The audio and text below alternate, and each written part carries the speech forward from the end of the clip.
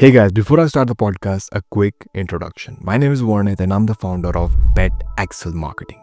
Pet Excel Marketing is a marketing agency that specifically works with pet businesses. Over the years, we have worked with pet food brand, pet relocation businesses, pet SaaS companies, pet clothing brand, cat food businesses, dog grooming services, and many other product and service-based pet businesses globally. Our services includes everything from creating graphics to running your ad campaign. Not only that, we have built amazing websites and apps for pet businesses. So if you have a pet business and would like us to help grow it, click on the first link in the description to book a call with our team. Now enjoy the podcast. Hey guys, welcome back to Pet Brand Podcast. I'm your host Warnith, and today we have a very special guest. We're joined by Fiona, the founder of Newflands, a brand that's making waves in the pet care industry with its natural and sustainable products. Fiona's journey from a veterinary career to creating her own line of pet health product is both inspiring and insightful. So, with a focus on innovation, sustainability, and holistic care, Newflands is changing the way we think about pet health. So, in today's episode, we will dive into Fiona's personal journey, the inspiration behind Newflands, the values driving the brand, and the unique product that set Newflands apart in the competitive world of pet care. So, whether you are a pet owner, entrepreneur, or someone passionate about pet health, this conversation is packed with valuable insight. So let's get started. Hi, Fiona. How are you? Good, thanks. And thank you for inviting me. I really appreciate it. Great, great, great. So yeah, I mean, let's get started. Like you have a unique story, transitioning from career in veterinary science to starting your own business, right? So like what sparked this shift and like how did your past experience shape your journey? So my whole life I've been involved in animals Hmm. and um so I wanted to train with animals. I did that. I worked in the veterinary industry. I then moved into education for a little while. And went and educated, did a little bit of work in the UK. And when I came back, I'd sort of had a different view on how the world should be. I was a lot more sustainable than I had been previously. I Hmm. was looking for, and this is back in the early 2000s, I could see that the UK was doing a lot towards sustainability back then, and I couldn't see as much in the public space in New Zealand. Hmm. Hmm. So I sort of had that in the back of my mind.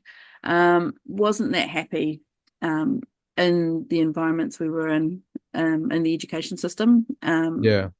I think there's a lot of room for improvement there. Sorry. Hmm. I don't know if you heard the guys back in the background barking away.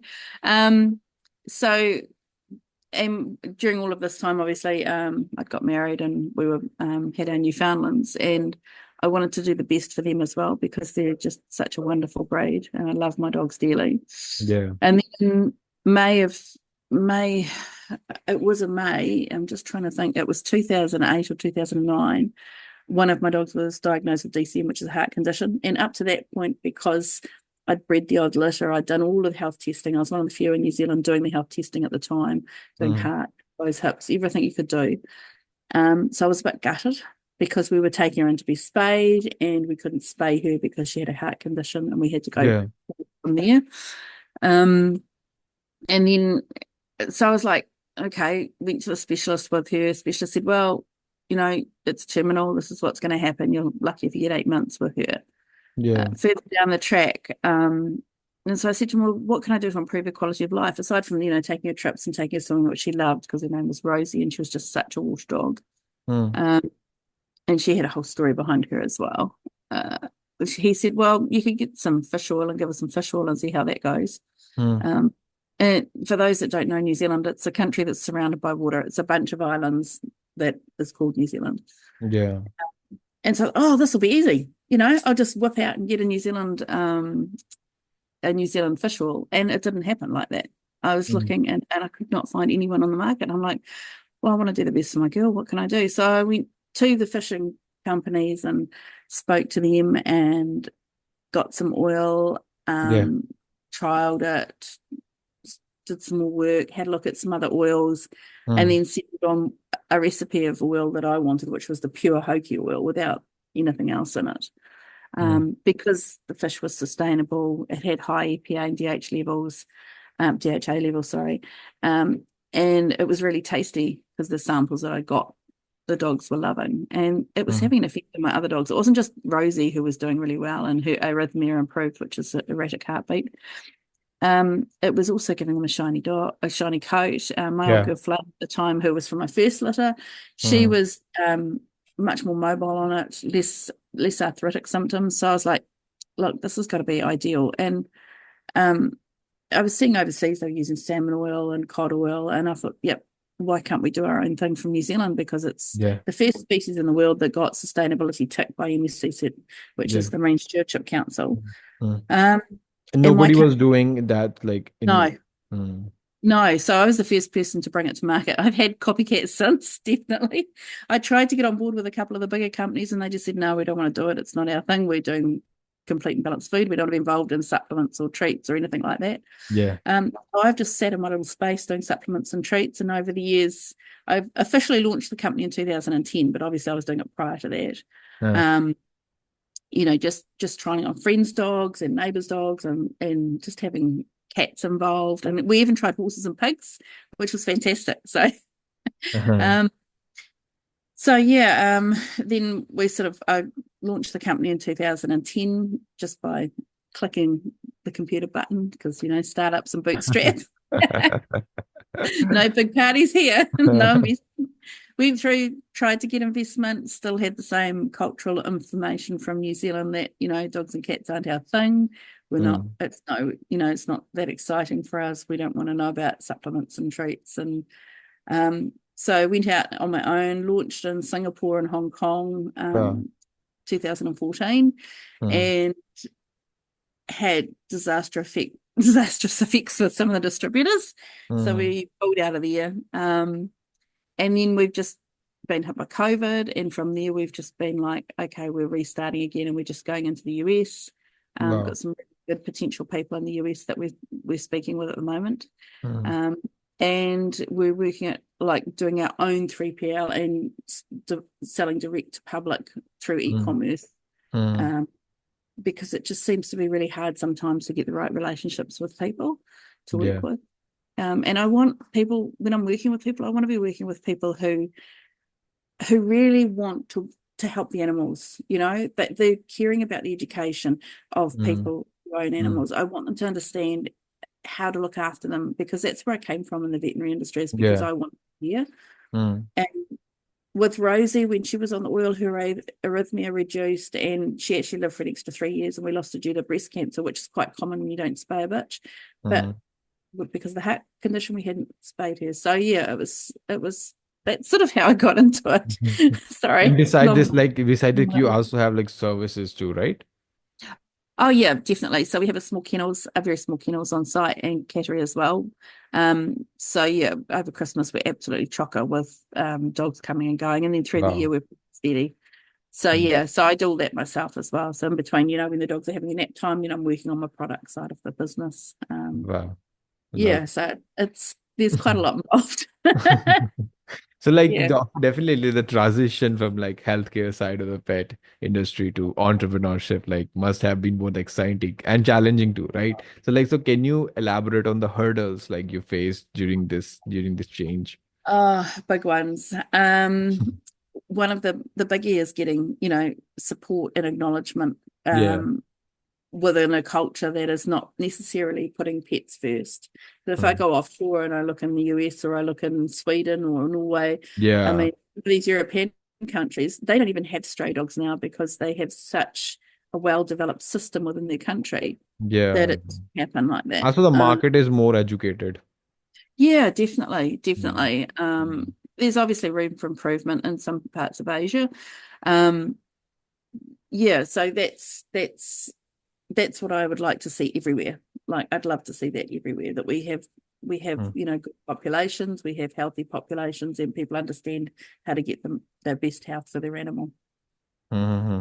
Talking more about the products of yours, like the pet health market has seen a surge in options, really, right? So, like, Yeah, what oh, definitely. makes Newflands supplements stand out from the others, especially in such a competitive space? Yeah, it's tricky. I'll be honest, it's tricky because there's so many copycats out there. Yeah, Um, But being the original, I know more about the product than potentially other people that are coming into the market. They might think they know, but they haven't actually worked with it hands-on experience for as long as I have. Um, so that's an advantage that you can't put on paper, and it's not something that Yeah. can be, copied. Mm. Someone asks me something about the product, I can actually give them the complete Mm. chain of Mm. supply. I've been everywhere on my chain of supply, and I Yeah. deal with people face to face, and you get a lot more out of that than, say, just whipping up a website Yeah. and ordering a few products and sticking in a 3PL shipper, Mm. which you can do quite easily with the right investment. And I'm not saying that's a bad thing. But I know what quality looks like, and my Yeah. products are about quality. They're not about mass-produced product. So therefore, obviously, it's going to be a little bit more expensive because they're going to use the upper echelons of everything that I do. Yeah. Whereas a lot of other companies are they're targeting a different client. They're targeting a client that can barely afford to put food on their own table, let alone a pet's table. So they're going to do the cheapest option for them to make them the Yeah. most out of Mm. the company. And I totally get that from a business perspective. That's what a Mm. company's about. It's about Mm. creating a profit and, Yeah. growing. Mm-hmm. So yeah. Definitely.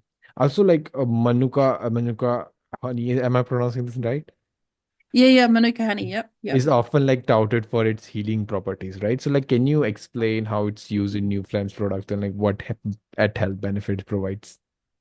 So the story around us utilizing Manuka in our, we have the one product at the moment with it in. Mm. A friend's dog got very sick, and it had a Okay. disease called megaesophagus, which is where the throat expands. Now, when your throat expands, it doesn't retract back like muscles do. It Mm. becomes floppy, creates a pouch. Mm-hmm. And her dog's food would go into the pouch, and then it would throw back up 2 hours, 2 days, anywhere, any period of time later. And Mm. obviously, she was reducing in weight, significantly reducing in weight quite quickly. And so she asked me, is there anything you can help us with? Can you do anything? And I'd been toying with a recipe and playing with some stuff. And I said, well, let's try some sausages. So we started out with sausages, and this is back, pre-COVID. And we made them specific sizes, and we put in there, and I was sitting there looking at what she needed from a veterinary's perspective. So she needed something that was going to help soothe her acid reflux, because that's horrific down the throat.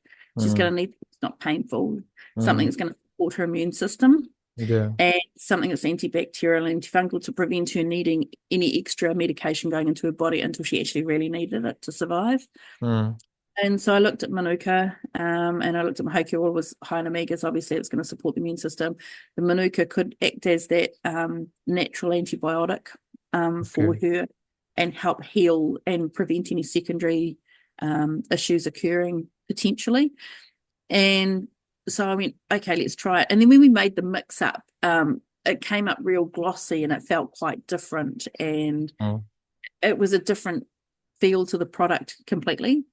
Mm. And we initially freeze dried it in sausages.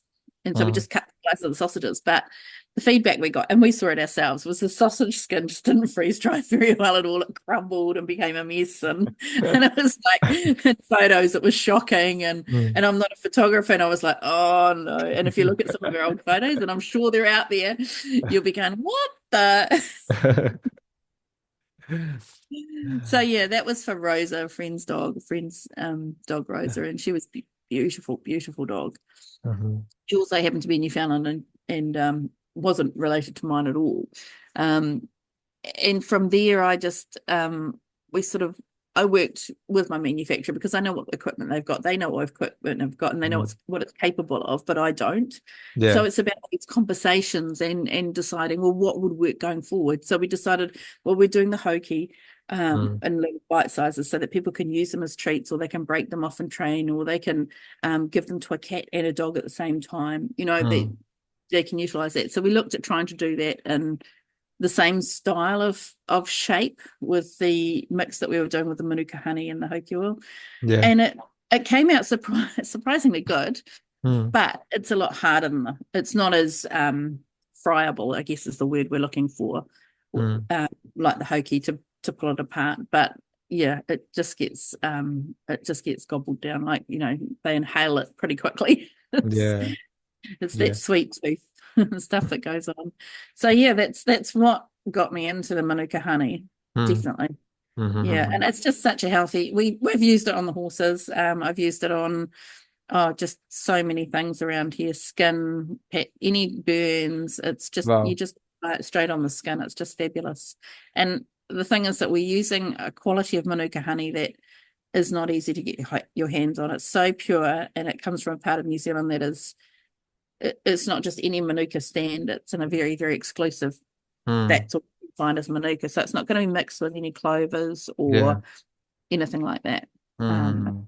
And that's the reason why your prices are so premium because that's yeah, the kind of ingredients you're using. Mm. yeah. Well, my feeling behind it is man has always used animal to trial and test things on, but animal has never got the benefits of that. A lot of testing that we've done over the years, they've never received the benefits back, and I was like, well, why not? Mm. So they deserve it. Let's give back. So that's my Mhm. feeling. Definitely. Since Yeah. your brand like offers range of services from like health and Yep. supplement to pet care, right? So like Yep. how do you balance this broad service of offering while keeping the quality and customer service top notch? I do everything myself at the moment. Wow. And if I bring anybody into the team, and I do from time to time, I'll bring people in, they Mm. are generally contracted in, so they have skin in the game, and they tend to be contractors who already have a love or a passion or have purchased from me or who understand why I do what I do. They've got to be Mhm. animal lovers first so they can understand where I come from. So at the moment, we've got an amazing influencer, and she's doing our social media as well.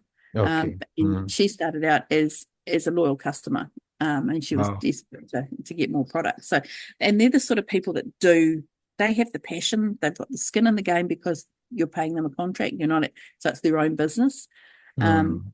and I think that's the secret to today's employment is that they need to have that own ability to stand on their own two Mm. feet and to make their own decisions without some peer pressure above, because not necessarily do we know everything. I mean, I know, for example, I'm not a tech person, not by any stretch of the imagination. Um, but somebody else has got those skills. The same with my web designer. I employ him via contract because it's easier for me from the payroll perspective. I don't have to Yeah. stress about making sure I've paid him. But Mhm. also it means he's got skin in the game and he wants me to do the best, because if I increase, then he'll increase. He'll increase his income because he'll put his prices up if my income increases as well. So Yeah. it's Mm. it's it's really important that people understand um, what you need, but at the same time, you also need to have really good communication. Like Mm. I need to physically speak to people face to face or verbally on the phone. Zoom is okay for 90% of it. Mm. You really do need that connection with the person so that they get what you want rather Yeah. than Yeah. doing what they want and what they think you should do. And Mhm. you've got to be firm about understanding and knowing and implementing your values. Yeah. That's really important. Definitely. And also the pet care market is booming and competition is getting more fierce, right? So like what strategies do you use to stay ahead and keep new plans like at the forefront of the industry? Mostly, we just try to follow through on our values. It's interesting to watch the companies that spring up that Mm.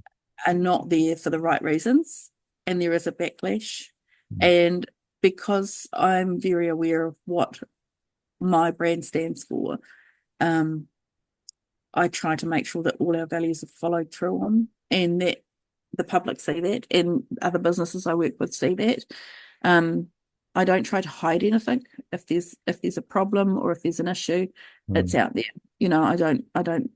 I am black and white basically. Mm. Yeah, yeah. I mean, if there's things like delays with products. So we've got a product we were meant to launch in for Black Friday. Prior to that, we were going to have it out for Vegas, and it's had Mm. stumble after stumble after stumble. Um, so I haven't said to anybody, "Oh, we've got this brand new product coming out in August," and then not once I know the product is ready, then I will say to everybody, "Look, I might Mm. say to the person, we've got something coming, but I won't actually launch something that hasn't actually it isn't in my hot little hand right now that I'm aware of and that I know how it works and I know what it looks like." So Yeah. yeah, Mhm. Mm. And yeah. also you also provide services in pet travel, right? Especially in Uh, tropical. which Yeah, that's sort of my goal requires at the moment. Yeah, a lot of planning. So, like, could you go us through the process of definitely. like new friends and uses to ensure pet travel safely and like comfortable to Yeah. new destination? Yeah, so mostly what I've dealt with in the past is export. So exporting. So when you're moving offshore, helping people move from, say, Mm, New Zealand to Singapore or to my last client went to Nairobi. mm, Um, so helping them move offshore and showing them through the process, making sure they've got correct packaging for their animal, because all of New Zealand at this point, aside from Korean Airlines, they make you travel your animals in cargo, which doesn't thrill me at all. The only other way you can do it is by chartering a plane and mm, taking your own charter flight out. And I think that's a lot more comfortable for me personally. If I was to move countries, I would much prefer to get a charter flight out of the country to another country with my pets, because I've got them there right beside me. They're not in some hold. I don't know if they've been strapped down properly, or mhm. if something's landed on the crate or something like that.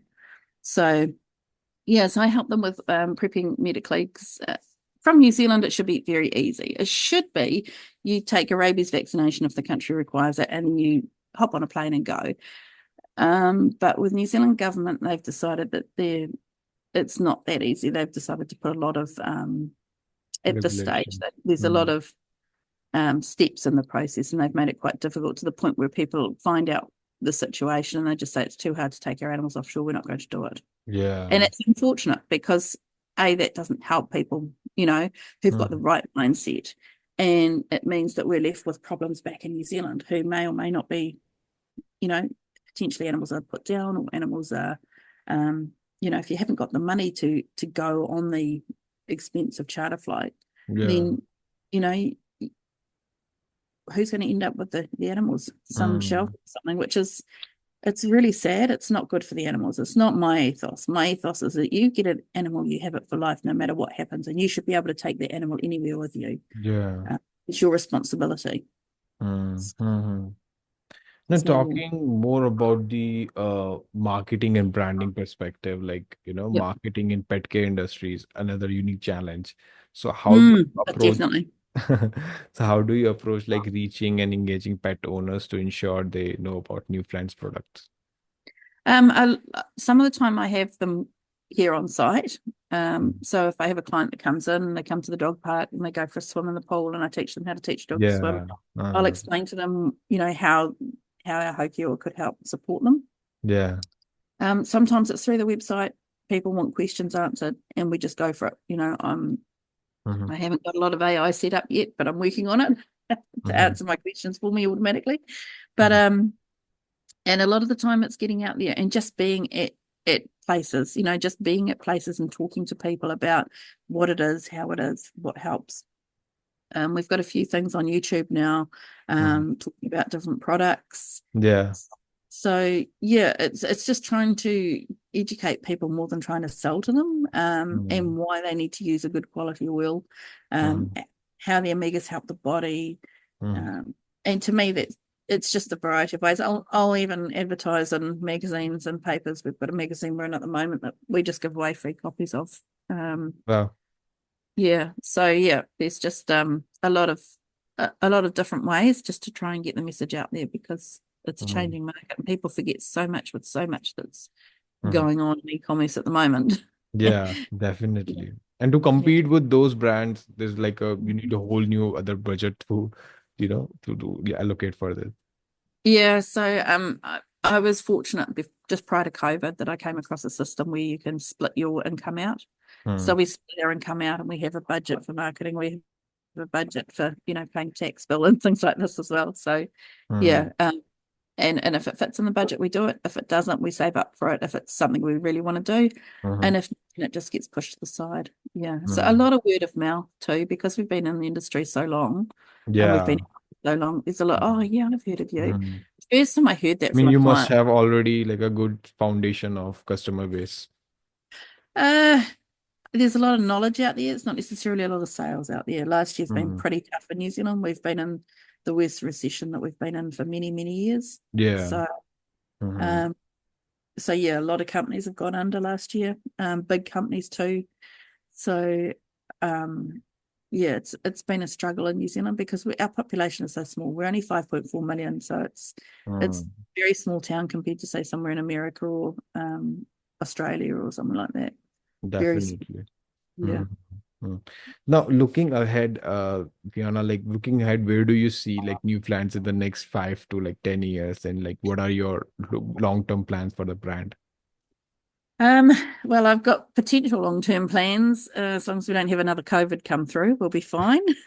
Um, but we just want to slowly expand at what our ability is Mm, into other countries that we haven't been into. So we're in talks with the US at the moment. mm, We're also hoping to work through into Australia. We've been working on that for quite some time.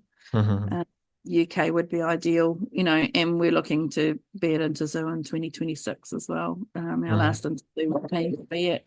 mhm, Couldn't be there thanks to mhm, COVID. mhm. Yeah, So yeah. how does this process work? Like do you collaborate with someone in the US, or like Yep. do you enter the market individually? hmm Sorry. Um, so I do both. So, yep, I will collaborate with people. I'll Okay. work with sales teams. I'll work with distributors. Mm, Also, if someone wants something specifically for their store or their shop or their grooming parlor or their mm, dog, then I'll work with them as well. They reach out, they approach me. I do my best to communicate back with them, mhm, and then they know that they're speaking to someone that might have mm. an understanding of the products. Yeah, yeah, definitely. Last question from my end, Fiona. Like starting a business is always a learning experience, right? So like is there one key piece of advice or knowledge you wish you had before like launching new plans? Oh, there's so much. Cutting it down to one piece is quite challenging. Um, yeah, it's really hard. I did write something down about this. Um, yeah, it's really hard. Just get out there and follow your gut. Hmm. So don't be scared to follow your gut. When you listen to somebody else instead of your gut, that's when things tend to go wrong. Yeah. And Mhm. that's And having yeah, the confidence, like, yes, this will work out. yeah, and it's really tricky, but also not being scared to make a mistake. Like I've made so many mistakes over the years. I could write books and books on mistakes I've made. Um, but because of the mistakes, I've learned so much, and I know a lot about process. Whereas your average person around me has no idea about process, doesn't understand what it is or how to implement it. Um, Hmm. and there's always going to be naysayers. I try and get try and surround yourself with people who are not naysayers. It's hard in the beginning because everybody's a naysayer in the beginning, unless it's a really good idea that everybody's on trend with. Yeah. Um, but yeah, try and find those people that are supportive and supportive with skin in the game. Yeah. Like not necessarily skin in your game, Hmm. but supportive with skin from their perspective in a game. So Hmm. that can be challenging. But if you can get those sorts of people, an accountability partner that will spur you on um, a lot faster. Um, and it's a struggle to find the right person, but once you find that right person, you'll fly. Hmm. Um, and just keep going. How do you eat an elephant? One bite at a time. Not that I'd ever eat an elephant, Yeah. but it's just a saying. But no way would I eat an elephant. But Got it's it. sadly it's a saying out Yeah. there, Mm. and the other thing is don't look at like be very careful. Huh. What looks shiny and new and fantastic can sometimes Yeah. always be Yeah. Yeah. They're the just right. distraction. Hmm. Yeah. Hmm. There's a saying out there that I had on my Skype years ago, and I can't remember what it was exactly word for word, but it was along the lines of, I might, come turn up in overalls and gumboots, but I'm actually a multimillionaire. So, Hmm. um, but you don't know because I'm disguised as something that is not worth looking at. Yeah. So just be open to opportunity, and the first shiny object that comes along is not necessarily going Yeah. to be the best. It might be that scruffy old jumper from down the bottom of the cupboard that you put on or you meet at the coffee shop that works the best. Mm. Love it, love it, love it. And that brings us to the end of today's episode of the Pet Brand Podcast, Fiona. Thank you so much for joining us today Thank and you. sharing your incredible journey. No, Great. it's fantastic. Uh, and like for Mm. all listener, be sure to check out Newflands and explore all the amazing products and services they offer. I will leave all the links in the description below. And if you enjoyed today's episode, don't forget to subscribe and leave a review and share it with your fellow friends again. Thanks again, Fiona. And to all you for tuning. Until next time, take care of your pets and each other. Great. That that's it. That's our end podcast.